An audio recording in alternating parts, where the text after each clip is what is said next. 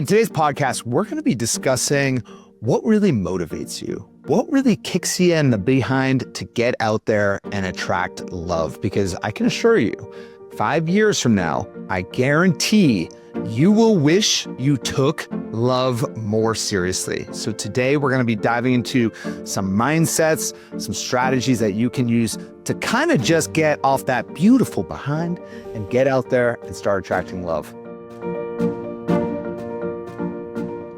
How's that intro, Gary? Did that work? I love it. I like you got to work in beautiful behind. I know you like to use that little turn of phrase. Today is an important one. Like something we do in a lot of our masterminds is we give clients a little tough love. This is a tough love podcast because sometimes that's what you need. And I know a lot of people in the dating world get stuck. You get stuck in a rut. You feel like something needs to change. This isn't working. You got to do something different. And you need something to change this awful pattern. Like, how are you going to do it? And so, and if the research talks about two different kinds of motivation, there's approach motivation and avoidance motivation. And it's like, and those are exactly kind of like what they sound. Is like, what are you running towards or what are you running from? And it's like, sometimes there's the promise of something good, like, oh, this amazing relationship, and I want to go find that. And that's motivating in some ways. But then there's also the what am I trying to avoid? What's that alternate reality where this doesn't all work out? And is that something I need to get going? And so what we know in psychology is the good side just isn't as compelling or motivating as the bad. And so we're going to talk today. It's going to, like I said, it's going to be a little tough lovey, but we're going to talk about the life that you absolutely need to avoid. I love that you did this because when we're thinking about this podcast, I think back to my initial motivation of wanting to focus on relationships. And it really didn't come from a place of like, oh, I want a marriage just like my parents, although I do. And I want to be in a great loving relationship. It really stemmed from the deep-seated fear that I had growing up because my mother was a divorce attorney. And I just heard every single dinner these horrible stories of these breakups that just like devastated a family, and what it was like for the kids and what it was like financially for, the spouses and how it all worked out. And that was like regular dinner topic conversation in the La Dolce household, Gary. So fun, so uplifting. What'd you do today? It's true. It's true. And then I remember like once I got out of college, I'm like, oh, this is when shit gets real. Like this is the moment where I could meet someone and potentially get married. And I don't know what I'm doing. And that was like the greatest fear within me that I'm like, I better get this stuff together. I better, move hard. So I love this because for me personally, fear is such a greater motivator than the upside of things. Yeah. Maybe that's just how my brain works. I'm just like, I don't ever want to be in that place. So I'm going to do everything possible to make sure I don't. I'm with you. Like the fear of failure to me is so much more of a powerful motivator than wanting success. And it's like, for years when I would coach, sports with my daughter, any other coaches would always talk about like, you have to hate to lose more than you want. Like that's the motivator, is like hating to lose. And that is so how I'm wired. So this whole idea it resonates with me so much that I kind of love it. Well, I think it also will resonate with a lot of the really successful women out there because if you're kind of like many of our clients or like myself or like Gary, like once you hit a certain level of success, some people can actually feel like a little bit lost because you're like, well, I've achieved everything and I no longer have this fear I'm running away from. And, you're trying to get motivated by this future stuff, but you're finding you're not getting motivated by that. So what I find with a lot of successful clients professionally is they find new fears to run away from. You just have to find like a new thing that guides you forward. So I know this goes contrary to a lot of advice out there where it's like, oh my God, like have your positive affirmations and manifest and yada, yada, yada. And we're like, fear the fear, be afraid of what you might miss out on. But there is something incredibly empowering when it's a Saturday night. Now back to dating. When it's a Saturday night, it's 8 p.m. You said you were going to go out and meet some new people this weekend. You're like, I don't feel like it. Use the fear. Yeah. Use the fear of being alone in 5 years to get that beautiful behind off the couch. Well, and here's what I love about what we do and how we do things at Love Strategies is that, yeah, most other people out there are like, affirmations, manifest, positive, and that's nice. And that's the easy advice to give because that's what people want to hear. But here's the thing. Research doesn't support this idea. And so here's something, a study, a story about rats. And I promise this does turn into something about dating. But there's a researcher, right? That's not usually how this thing starts, but this is about rats. But this guy, he wanted to determine how hard a rat would pull for cheese. So he's like, how motivated are rats? And now cheese, obviously a good thing for a rat. So he did like a researchery thing and he hooked a spring to the thing's tail and saw how hard this thing pulled to get some cheese. And it turned out, of course, the rat was hungry, wanted some cheese, pulled pretty hard. But then he's like, well, that's a good thing. What about a negative? Like, how hard would he pull then? And so did the same kind of setup, spring, tail, whole idea, but this time put the scent of a cat behind the rat. So it's like, the rat's like, oh crap, being chased by, like, the fear of death, basically, or being attacked by a cat. So how hard did the rats pull then? Turns out a lot damn harder, like 4 to 5 times as hard. So like the positive is good, but the negative was a lot better, like 4 to 5 times better. Here's the other thing that they found. When you paired both of them at the same time, the good thing and the bad thing, that was the best combination of all. But still the fear part, the negative part was the key ingredient. And so, like I said, there's a lesson here in relationships, I promise. And it's that when dating, you want to be really specific about the good thing you're looking for, and that's helpful. But you also need to pay close attention to the pain you desperately want to avoid. What's life going to be like without your true companion? And so, as painful as that is, we know it helps. And so that's what tough love is all about, baby. That's what we're here for. Yeah. Run away from the cat. Run away from the cat. All right, Gary, let's move forward. I know you wanted to talk a little bit about a client story.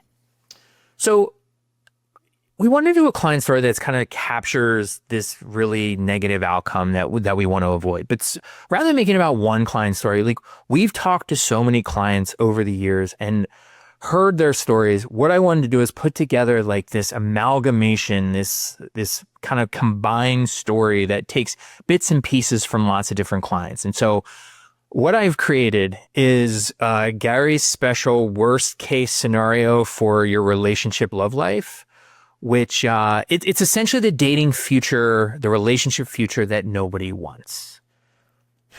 Are you ready? You got a box. I'm ready, Gary. You got a box in tissues. Like this is all dark. I got a cat. I have a spring attached to my tail and I got a cat behind me. But let's go. Let's do it. I appreciate that about you. You really go for it with the spring attached to your tail. All right. So imagine this. It's 5 years from now. You're sitting at the beach or maybe a coffee shop looking back on your life. You're accomplished. Maybe you've had money, you've traveled, you've done things that people might look up to. But when you come home, it's to an empty house. Like no one's really there waiting for you. Your life, it's not completely empty, but it's not really full either. Even the great things in your life don't feel that great because you don't have anyone to share it all with. The people who did care, maybe you didn't make time for them, didn't take the chance to connect. Now they're regret-filled memories. There's no one who really knows you, not the you that goes beyond your successes and failures and masks that you wear. It's more than just your career because you never really allowed anyone in enough. No one really was there to see you fully. You've been too busy, too focused on work, too distracted. You're always on to the next thing, swiping left, looking for something a little bit more, trying to optimize, maximize, and honestly just prioritize all of the wrong things. The ones who got away, you remember them, and you wonder about the lives that they've built with somebody else, living the life that you say you want. And the worst part, you realize that it was all preventable. You had chances to build a life with someone you could love and see you for who you are, but you let them slip away because of the mistakes. And now after all the time has passed, it feels like you can't get that back and you feel like you may never find it. And so, I think that whole that there's a lot there, but I think it's like, you look sad. I was thinking you look like really sad music for that. Jeez, maybe we'll overlay some.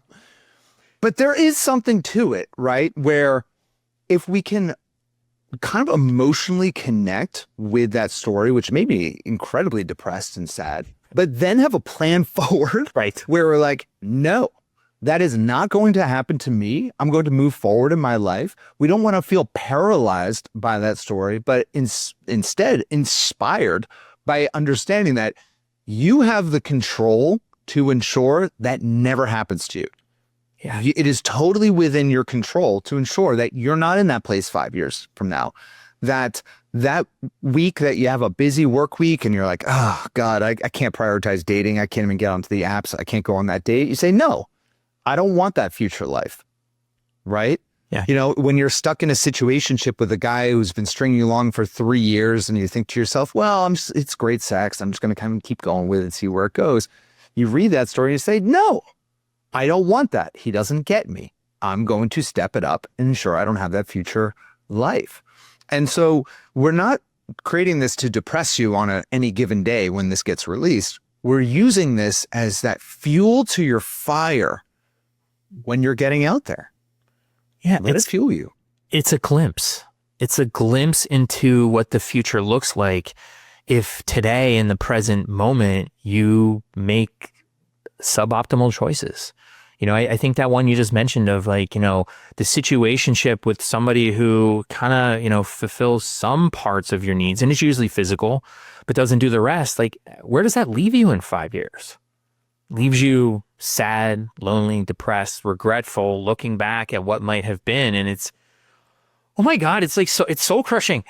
Like, it's soul crushing to think of that future, but at the same time, it's fictitious. What I just read is a fiction. It's a possibility, but it's a possibility you can avoid by taking steps, taking action today. Yeah. Well, and I think a lot of people, especially with love, don't take a minute to just assess and take inventory of how bad it can get, or sometimes how bad it is, right? And that's a lot of what we do when we jump on what we call love strategy sessions. We have these free sessions where we jump on with someone who's interested in working with us, and we understand what have been their patterns, how bad has it been, and how bad is it if they continue forward with the same behaviors. And what we've noticed, we've done, oh God, I don't know the exact number, but I want to say over 25,000 of these sessions over the past decade. And the one thread that everyone seems to have in common is no one's really thought about it that much. Like the depth of it and how much it's affecting every area of their life. And some people may take that as incredibly depressing, but others, and those who actually get results in life, take inventory and say, you know what? Not anymore. No more. I'm going to change my behavior, and I'm going to change the way I approach love so that I don't have to live in that reality anymore. Or I don't have to have that future, the way you posed it. I don't have to have that future that leads to a love hell. We do not want love hell. Right. Well, it's like, you know, why do we read fiction? We read fiction to, you know, get a glimpse into someone else's life. And what I just read is a fiction because it's again, I cobbled that together through little bits and pieces of things that I've heard clients tell me directly over the years. And you put it all together and it's heart-wrenching.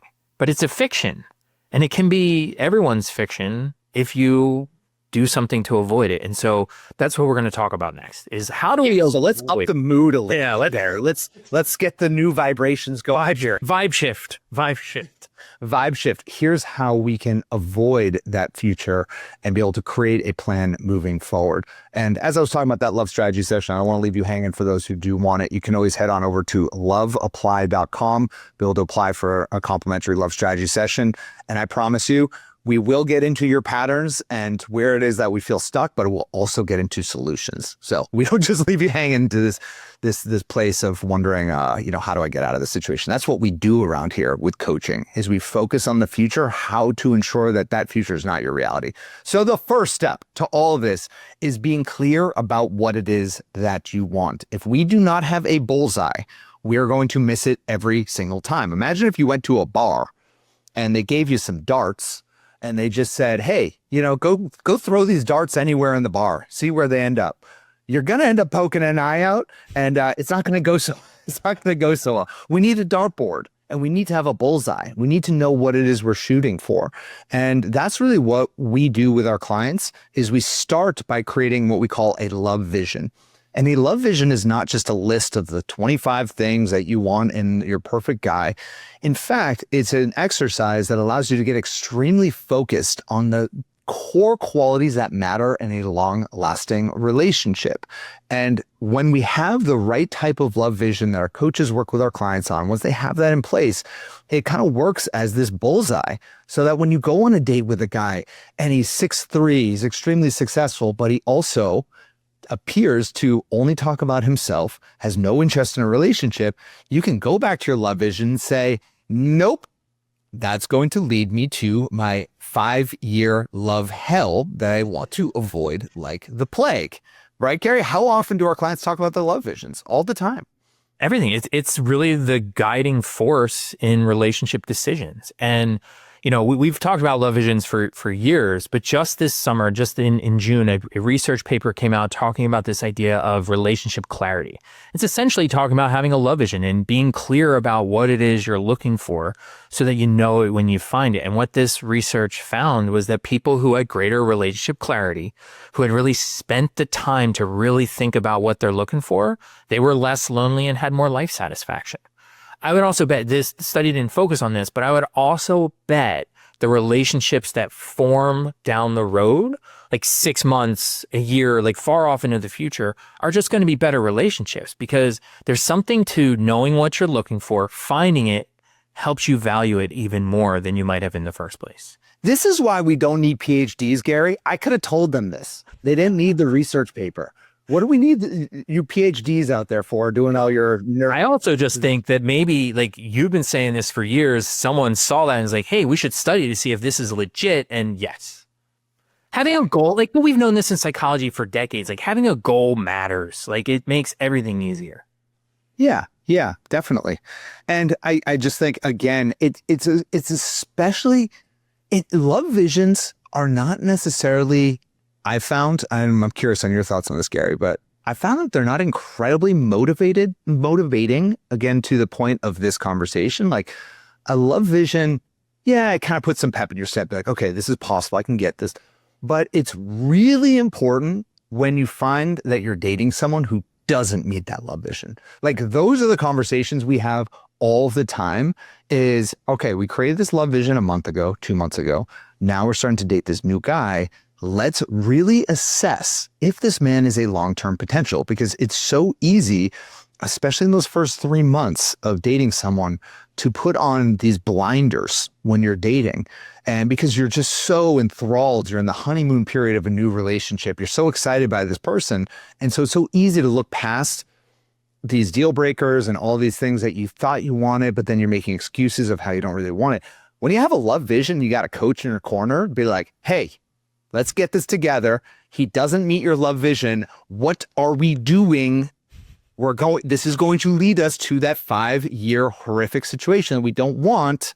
It's an incredible tool in those moments to actually create real action, because there's nothing harder than to walk away from a great, quote unquote, chemistry connection. It's really hard when there's great chemistry, but you know that there's no long-term compatibility. And that's what a love vision does. Yeah, it's a reality check, right? And it's one of my favorite questions to ask when someone's describing a guy who's amazing, and then, they describe all the superficial qualities and say, but he's a little disrespectful, and he was not really, we went out to dinner and he wasn't really nice to the server. And I'll just kind of chime in and say, where are those qualities on your love vision? Right? Because it's like, clearly, like, we don't want somebody who's not kind and not caring. It's like, oh yeah, wait, okay, right. Like, we have to stay true because these are fundamental values. And so it's all about authenticity and staying true to your values. I think the second real key to avoid that 5-year horrific hellscape of a relationship future is it's about mindset, right? And I think one of the key mindsets people need to get under control in modern dating is avoiding this relationship shopping mentality. All the apps, you have all these different options. It's even worse if you have 5 apps all at the same time. But too many people are treating dating like they're shopping on Amazon. And so you find reasons with every single person why they're okay, but they're not like perfect. It's like, oh, it's like looking at a product on Amazon. It's like, it's got a 4.7 rating, but it's not a 5. So I can't buy. You're maximizing and you're trying to optimize in many ways for the wrong thing, because this idea that you feel like you can constantly do better, I think sometimes, and the research shows this with maximization, is it feels self-righteous. Like, of course I deserve better. But what we know is if you have this mentality where it's like, I can just get a little bit better, a little bit better, a little bit better, you're constantly disappointed. It leads to more depression. It leads to worse outcomes. This is not the way to go. Definitely. Yeah. I mean, it's true in every area of your life where and I think that the self-improvement movement that really took foothold like in the late 80s and 90s, I think in many ways it's done us a disservice because it is constantly trying to push us to a greater future, which I appreciate that side of it. Like I appreciate what Tony Robbins has done and continues to do to this day. And I've always looked up to him. I grew up with Tony Robbins, of course, and all of this. I'm not just putting Tony Robbins in that category, but at the same time, there is a moment in life where you just have to have a deep sense of gratitude for what you have. And I know some of you who are big Tony Robbins fans will say, oh, he of course talks about gratitude. Let's not dive into that whole topic. I mean, I'm happy to if we want to, but like there is a mindset with self-improvement where it's just always trying to inch to something better. And in relationships, there is a moment where you have to have a deep sense of acceptance for who it is that you're with, right? Their flaws, your flaws that you're probably not seeing, right? And that's what leads us to a great relationship where we wake up 5 years later, we roll over and we look at that beautiful, imperfect human being who's right across from us, flaws and all, but we know that we're cared for, we know that we're seen, and we know that they love us. And so it's a balance of the two. And so what I've just to kind of like put a knot on that bow, like put a bow on that knot, I don't know. Just to put a little bow on that idea, like what I've found in relationships with people who are highly into self-improvement in that kind of world, they can get into this just constant like mode of, grass is always greener in relationships, always looking for the next thing when it comes to the apps, just always trying to one up. And it's just not very healthy. Yeah, it's flaws and all. I think that's the key is like your partner's going to have flaws. You have flaws. You love them, flaws and all, right? It's part of just, I don't know, being an adult about relationships. I think teenagers and young people can want perfection because they just don't know anybody. It's like, you want them to be great. You want to be super impressed with them, but to expect someone to be perfect at all times is just naive. I think that. But Gary, I'm sorry, not to butt. And this is why we have a love vision, because the love vision is a set of non-negotiables, right? The thing about a love vision is it's actually quite a small statement piece that we create with our clients. And what we tell our clients is, these are our hard non-negotiables. So if someone doesn't meet our love vision, it is a big fat next.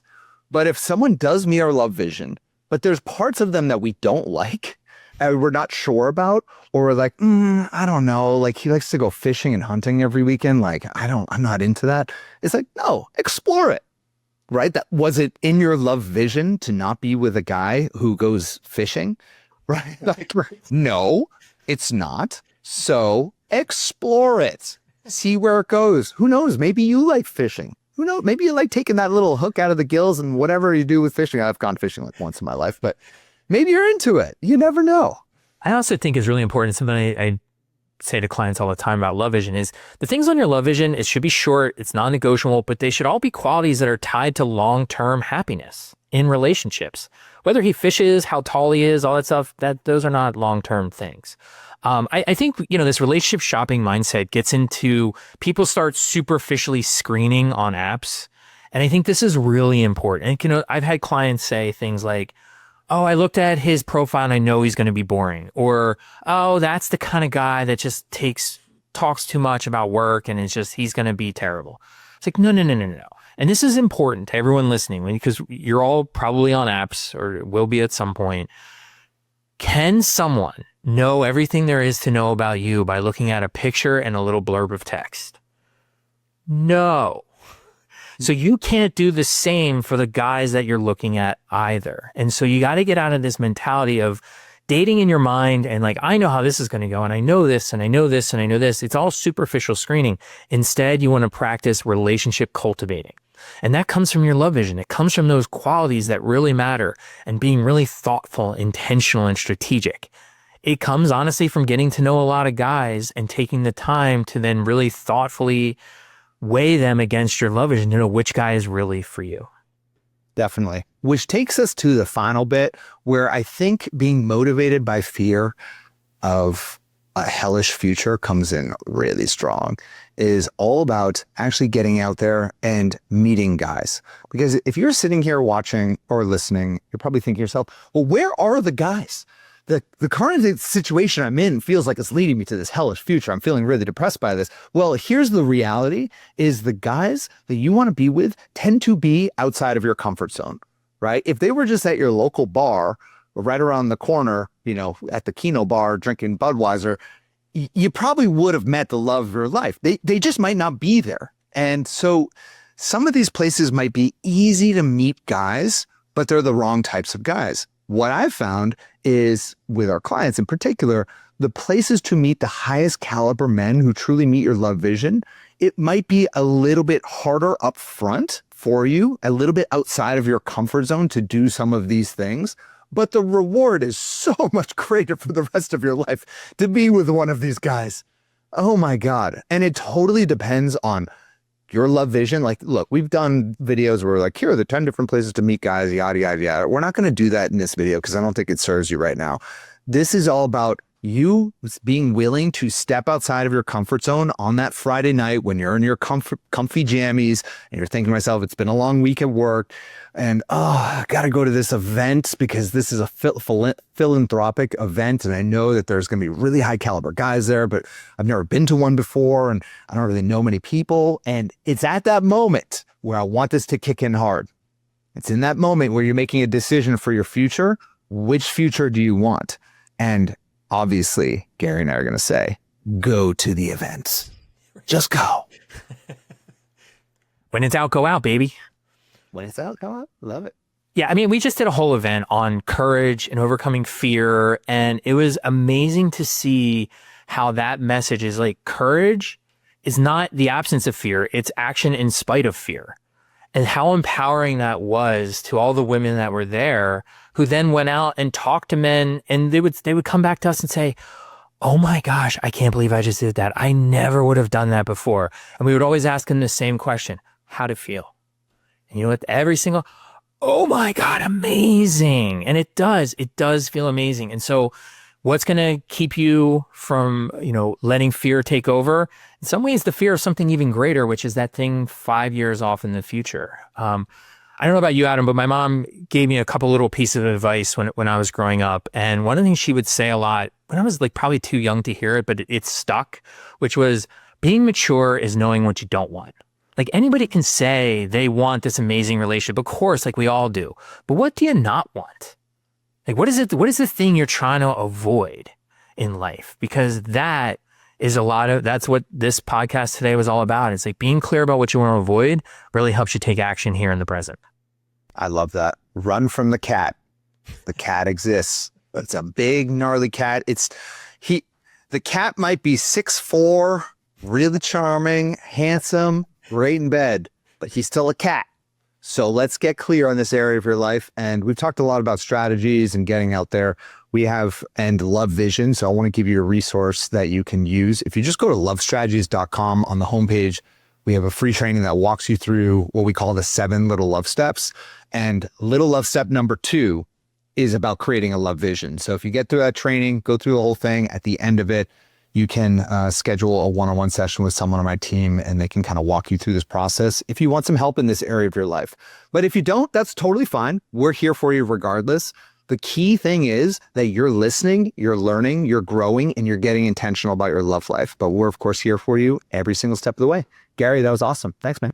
All right. Thanks, Adam.